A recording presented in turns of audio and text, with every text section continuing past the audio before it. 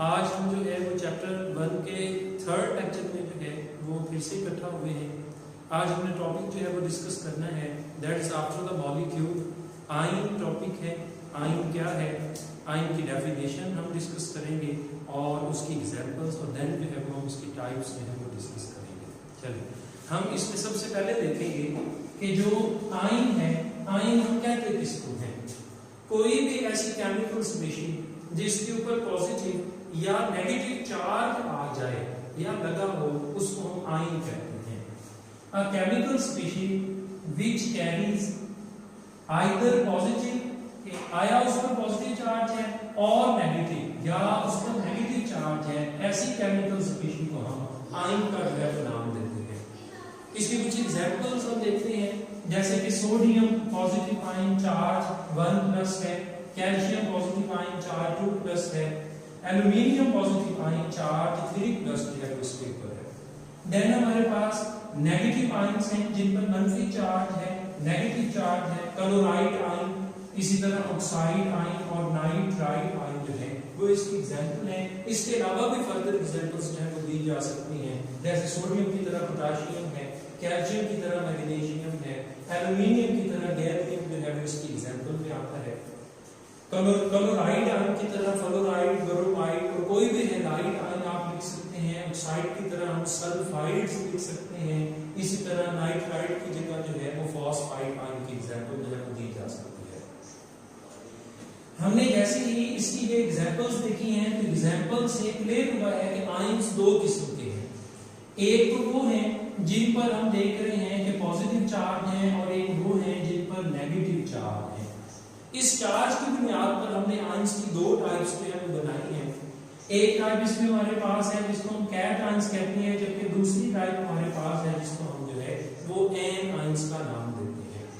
अब नेक्स्ट इसमें जो है वो कैट आयन और एन आयन का हम जो है वो डिफरेंस जो है वो देखेंगे कि कैट आयन क्या है, एन आयन क्या है।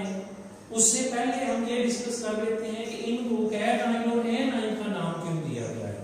केमिस्ट्री की एक ब्रांच जिसको हम इलेक्ट्रोकेमिस्ट्री कहते हैं, 9th में भी इसका इंट्रोडक्शन जो है वो हमें दिया गया है। इस ब्रांच इलेक्ट्रोकेमिस्ट्री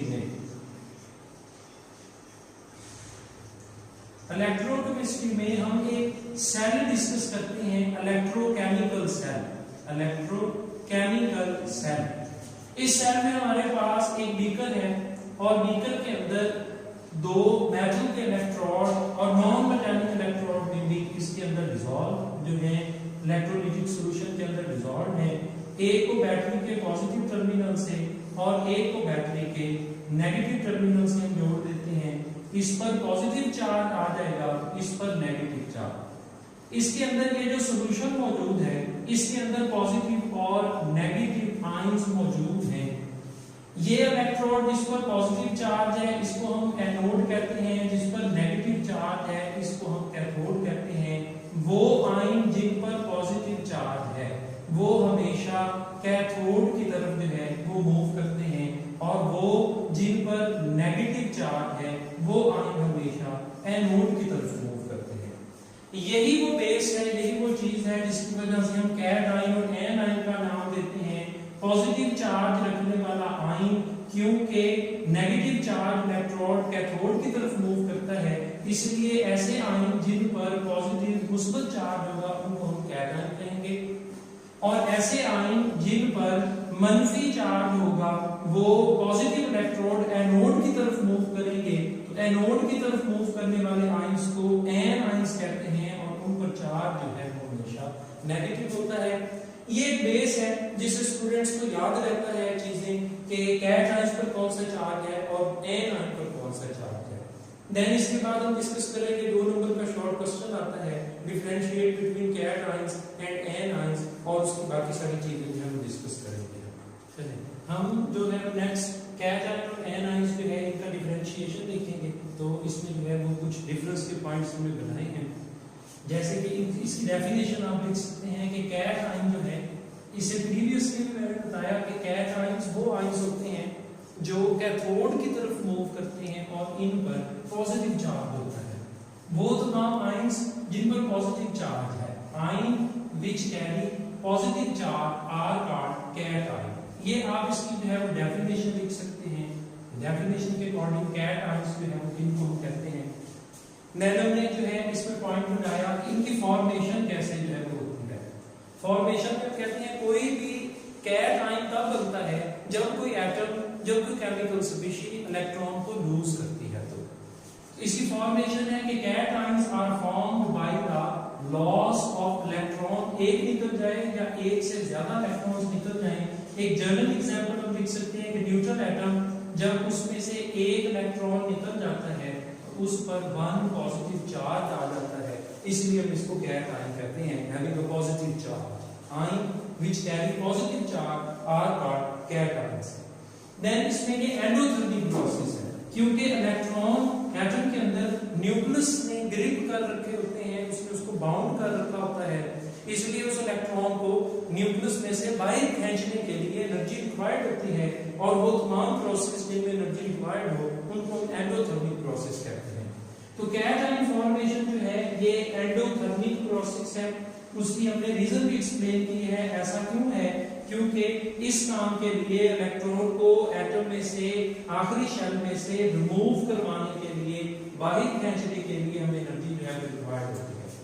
जिसकी एक पर्टिकुलर एग्जांपल हम दे सकते हैं, क्योंकि ये ज्यादा से क्वेश्चन पूछ लेते हैं, justify cation formation is an endothermic process. तो हम लिखते हैं कि इसमें इलेक्ट्रॉन को आउटरमोस्ट शेल से निकालने के लिए एनर्जी रिक्वायर्ड है, और ऐसे प्रोसेस जिनमें एनर्जी रिक्वायर्ड हो उसको हम एंडोथर्मिक कहते हैं, इसलिए कैट आयन फॉर्मेशन एक एंडोथर्मिक प्रोसेस जो है वो कहलाता है।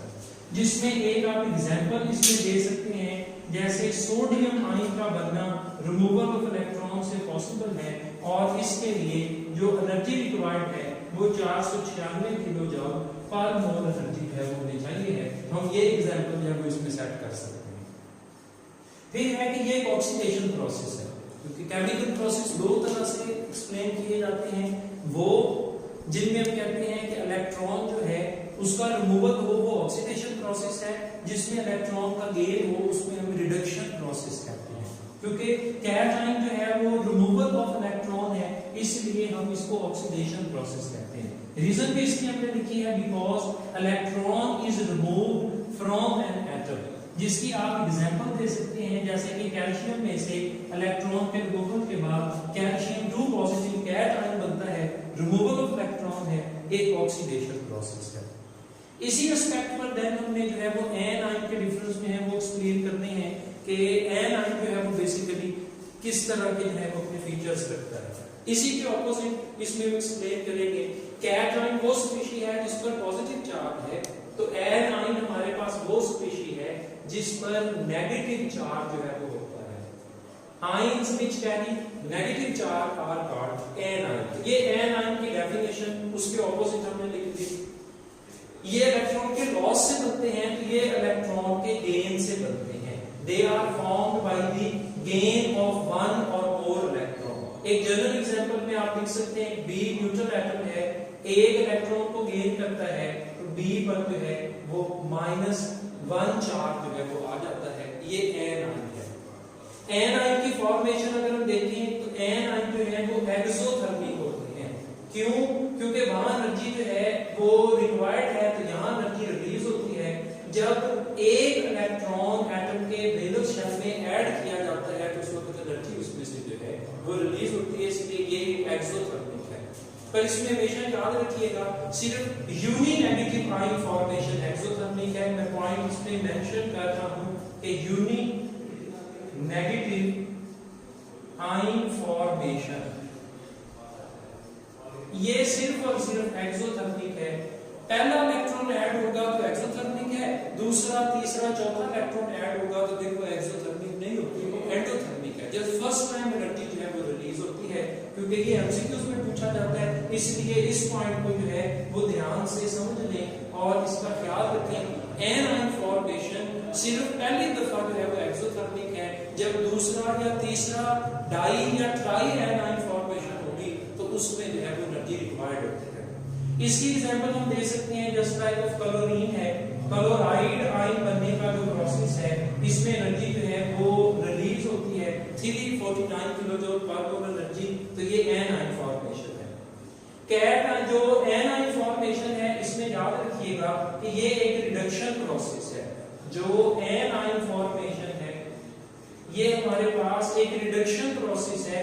रिडक्शन प्रोसेस मीन कि जिसमें गेन ऑफ इलेक्ट्रॉन होता है, और बाय डेफिनेशन हम कह चुके हैं, फॉर्मेशन में भी हमने लिखा है कि ये हमारे पास by the gain of electron है, इसलिए हम इसको जो है वो एज अ रिडक्शन देते हैं। ऑक्सीजन 2 इलेक्ट्रॉन गेन करके जो है वो रिड्यूस होता है। तो 2-4 पॉइंट्स इसके बाद हैं वो भी हम एक्सप्लेन करते हैं।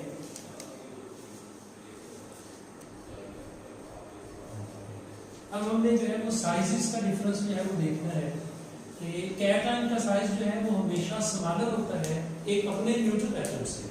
जैसे कि हमने एग्जांपल भी शो किया है कि सोडियम न्यूट्रल फॉर्म में है 186 पिकोमीटर।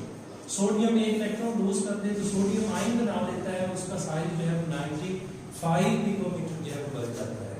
ये इससे रिलेटेड शॉर्ट क्वेश्चन पूछा जाता है कि size of cation is always smaller than that of parent atom, और उसमें हम बताते हैं कि after the loss of electrons की तादाद कम हो जाती है, जबकि प्रोटॉन उतने के उतने रहते हैं।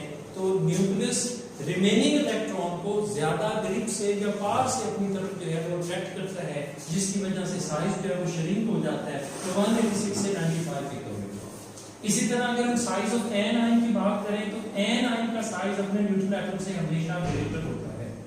Size of an ion is always greater than its neutral atom। तो इसमें भी हम एग्जांपल कोट करेंगे, जैसे कि क्लोरीन है, एक इलेक्ट्रॉन गेन करके क्लोराइड आयन बनाता है, न्यूट्रल फॉर्म में 99 पिकोमीटर है, जबकि आयन फॉर्म में 181 पिकोमीटर है।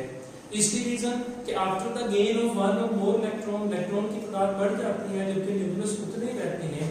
तो nucleus increased number of electrons को ग्रिप करने में जो है वो उतनी पार शो नहीं करता जितनी उससे पहले है, जिसकी वजह से इलेक्ट्रॉनिक क्लाउड वीक न्यूक्लियस पुल की वजह से बढ़ जाता है, और उसके बढ़ने की वजह से साइज ऑफ एन आयन जो है वो ग्रेटर हो जाता है। फिर इसमें हम डिस्कस करेंगे कि जो हमारे पास चार्ज है, एक कैट आयन पर उतना चार्ज आता है जितने उसने इलेक्ट्रॉन जो है वो लूज किए हो। Charge of N ion is equal to the electrons number of electrons lost by an atom. Sodium एक इलेक्ट्रॉन लूज करता है, लॉस ऑफ 1 इलेक्ट्रॉन, तो चार्ज भी उसके ऊपर कितना है 1 पॉजिटिव।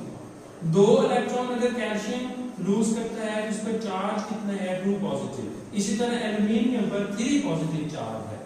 जबकि एन आयन के केस में भी यही सेम सिचुएशन है, उसमें इलेक्ट्रॉन गेन होते हैं, तो charge on an ion is equal to the number of electron gained by an atom.